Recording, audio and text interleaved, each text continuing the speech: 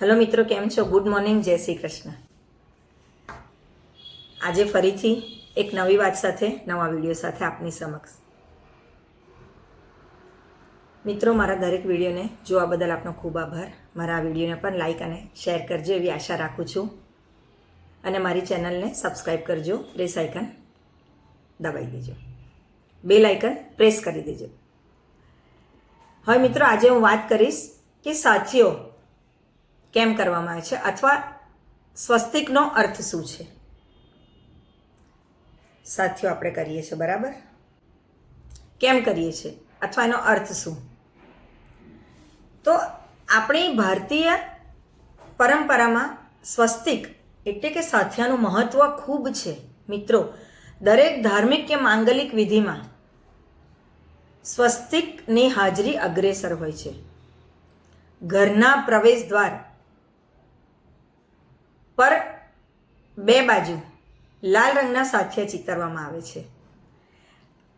આંગણના ઉંબરમાં પણ બે બાજુ સાથિયા ચિતરેલા જોવામાં આવે છે. જૈન સાધુઓ વિહાર કરીને જ્યારે એક નગરથી બીજા નગરમાં પ્રવેશ કરે ત્યારે ચોખાના સાથિયાઓની ગહુલી કરી એઓને એ જ ચોખા વડે વધાવવામાં આવે છે. જૈન સ્ત્રી પુરુષો દેરાસર જાય છે ત્યારે પ્રભુની સ્તુતિ કરતા પહેલા પાટલા ઉપર ચોખા વડે સ્વસ્તિક બનાવી પછી જ ભક્તિની શરૂઆત કરે છે. ઘણા સ્થળોએ શુભ પ્રસંગ વખતે વિવિધ ધાન્યનો સ્વસ્તિક બનાવવામાં આવે છે. પરંપરામાં જેને આટલું મહત્વ આપ્યું છે એ સ્વસ્તિકના ચિહ્નનો અર્થ સમજીએ તે પહેલાં એની આકૃતિને સમજવી જરૂરી છે. સ્વસ્તિકનું ચિહ્ન આપણે ત્રીજી પ્રભુને તિલક કરવાની આંગળીથી, બરાબર, આ રીતે બનાવતા હોય છે. દરેક હિન્દુ ધર્મના વ્યક્તિને આ વસ્તુ ખબર જ છે. હવે મિત્રો, આપણા ઘરના મુખ્ય દ્વારના ઉંબરા પર આપણે બે બાજુ સ્વસ્તિક બનાવીએ છીએ. કેમ? તો એવું માનવામાં આવે છે મિત્રો કે આપણા ઘરની નેગેટિવ નકારાત્મક ઉર્જાને બહાર કાઢવા માટે અને પોઝિટિવ ઓરાને ઘરમાં પ્રવેશવા માટે ઘરના મુખ્ય દ્વાર પર બે બાજુ દરેક ભારતીય સન્નારીએ સવારે બે સ્વસ્તિક કરી એની પૂજા કરવી જોઈએ. હવે સ્વસ્તિક ચિહ્નમાં એટલે કે વત્તા પ્લસ ઉમેરવાનો સ્પષ્ટ સંકેત નજર પડે છે.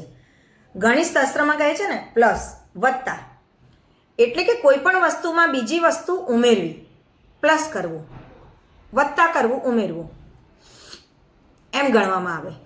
એટલે પદાર્થ ચિહ્નમાં આ ચિહ્નને પોઝિટિવ અને નેગેટિવ, હકારાત્મક અને નકારાત્મક એ તત્વો એનું મિલન ગણવામાં આવે છે.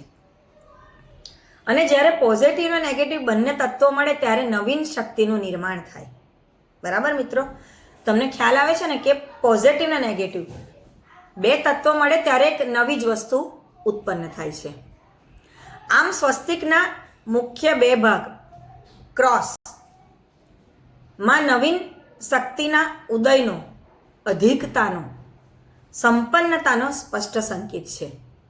આમ સ્વસ્તિકનું ચિહ્ન શક્તિના ઉદયનું ચિહ્ન ગણવામાં આવે છે. જૈન ધર્મમાં સ્વસ્તિકની ચાર પાંખોને ચાર ગતિના સંકેત રૂપે માનવામાં આવે છે. જે ચાર ગતિ આ પ્રમાણે છે કે દેવગતિ, મનુષ્ય ગતિ, પશુ પક્ષી વનસ્પતિ ગતિ અને નરકની ગતિ. મનુષ્ય જેવા કર્મ કરે તે પ્રમાણે એને બીજા ભાવમાં આ મુજબની ગતિ મળે છે એવું જૈન લોકો માને છે. હવે તો જો કે દરેક ધર્મ સંસ્કૃતિમાં દરેક જણ આ વાત જાણે છે. બીજી ખૂબ સુંદર વાત મિત્રો કરીએ તો એ છે કે સ્વસ્તિકનું ચિહ્ન દુનિયાના દરેક દેશોમાં તેઓની ભાષામાં જોવા મળે છે. તો કેવી રીતે? એટલે કે ચિહ્ન સર્વસામાન્ય ચિહ્ન છે કારણ કે તે ચારેય દિશાઓનો સંકેત આપે છે અને શક્તિના સ્તોત્રનો શુભ સંદેશ પણ આપે છે. જૈન ધર્મમાં એટલે કે પાલી ભાષામાં એને સાક્ષી નામથી સંબોધિત કરવામાં આવે છે. એને સાક્ષીઓ કર્મઃ એટલે કે પ્રત્યેક શુભ અને મંગલમય કાર્યમાં તે સાક્ષી તરીકે ઉપસ્થિત રહે છે આપણી સાથે. એટલે સાક્ષીઓનું અપભ્રંશ થઈને સાખીઓ પછી સાથીઓ એમ થયું. એવું એક માન્યતા છે. કારણ કે આદિકાળથી કોઈ શબ્દ ચાલતો હોય ને મિત્ર, કોઈ પણ ટિપિકલ કોઈ વસ્તુનો કોઈ શબ્દ હોય, તમે જાણજો એમાં એનો અપભ્રંશ ઘણીવાર થઈ ચૂક્યો હશે કોઈના નામમાં, કોઈની અટકમાં. તો આ તો ધાર્મિક વસ્તુ છે, કેટલું વપરાયું હશે તમે વિચાર કરો. ત્યારે સાક્ષીઓમાંથી સખીઓ થઈને પછી સાથીઓ થયું, જે આજે બધા લોકો બોલે છે. હવે સ્વસ્તિકનો બીજો અર્થ સૌભાગ્ય પણ બને છે. સ્વસ્તિક શબ્દ સ કરીને ખોડો, સ પ્લસ ઉપસર્ગપૂર્વક અસ ધાતુથી બન્યો છે. સુ એટલે સાર, કલ્યાણમય, શ્રેષ્ઠ, મંગલ. જ્યારે અસ એટલે સત્તા. આમ સ્વસ્તિકનો અર્થ બને છે કલ્યાણમય સત્તા.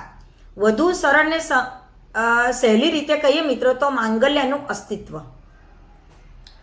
આમ સ્વસ્તિક ચિહ્નમાં વિશ્વના મંગલમય વિકાસની ભાવના સમાયેલી છે.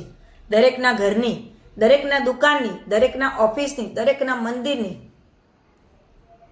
બધી વાત આ સ્વસ્તિક એકમાં સમાય છે, એના કલ્યાણની વાત.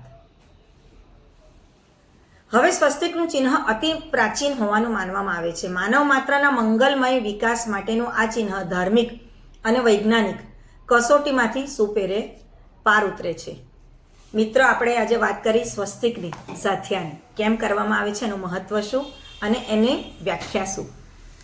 તો આજે હું આપ સર્વેને વિનંતી કરું છું, મારા ધાર્મિક મિત્રો, મારી ધાર્મિક ગૃહિણીઓ, કે આજથી થોડુંક ના કરતા હોય તો નક્કી કરજો કે ઘરના ઉંમરે ચોક્કસથી સ્વસ્તિક કરીશું અને રોજ આપણા ઘરના વાતાવરણને મંગલમય, ઉર્જામય બનાવીશું.